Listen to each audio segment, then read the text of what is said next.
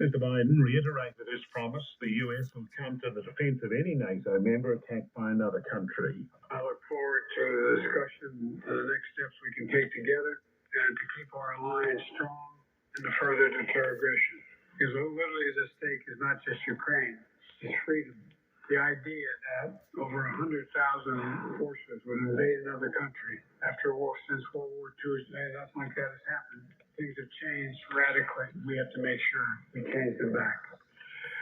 A court in California sentenced the man convicted of killing the hip-hop star Nipsey Hussle to at least 60 years in jail. The rapper was fatally shot in Los Angeles 4 years ago. The BBC's Peter Bowes has more. After a trial last year, Eric Holder was found guilty of fatally shooting Nipsey Hussle in 2019 outside a clothing store the rapper owned in South Los Angeles. As well as first-degree murder, he was also convicted of wounding 2 bystanders. Nipsey Hussle was a rising star, a former gang member known for his musical talents and community activism. He'd worked with artists including Snoop Dogg and Drake, and won 2 Grammy Awards after his death. It was a level of success that eluded Holder, who'd been an aspiring rapper in the same community.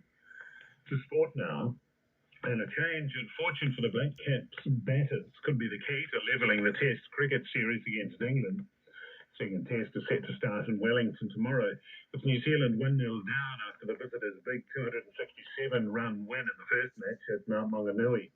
Black Caps opener Devon Conway says building batting partnerships is something the side can do to bounce back. We didn't have many significant partnerships in the middle. It's one thing that we always pride ourselves on is batting well and pairs out there and really taking the bowlers down in the latter parts of the innings. So, if we can do that, I think the batting group will reap those rewards.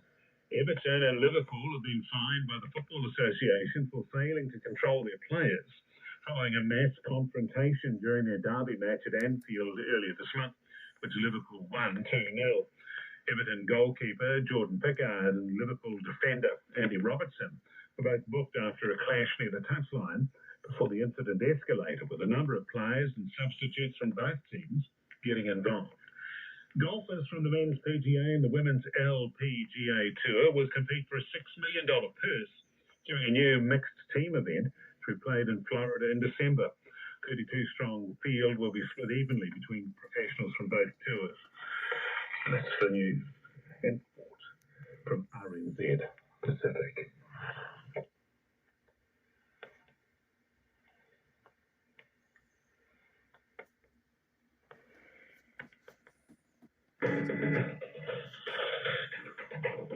What's up there coming Pacific Wave from RNZ Pacific? We've got Roy Hawkins coming up first. Well, basically, we have not been able to get access to foreign currencies. Papua New Guinea's weekend fuel crisis is over, but for how long?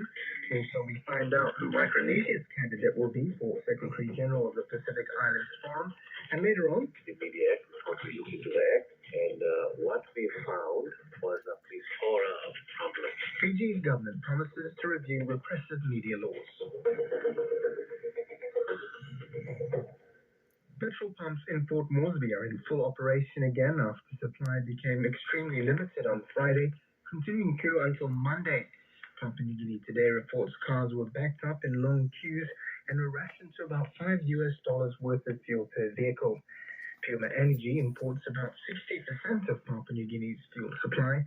The shortage was due to the company being unable to access foreign currency to buy the fuel. The Bank of Papua New Guinea and Puma Energy are currently in court over the matter. Puma Energy's country director, Hulala Tokome, could not rule out another shortage. He speaks to Caleb Fotheringham about the situation. Is it okay if you could first just tell me what the situation is at the moment in Port Moresby and why is it happening? Yeah, so everything has returned back to normal. We've got fuel being supplied throughout the country again, so there's no issues. Turned the taps back on Monday evening. Okay, so what did happen? Why was there a fuel shortage? Well, basically, we have not been able to get access to foreign currency, so that's the whole background to the issue. So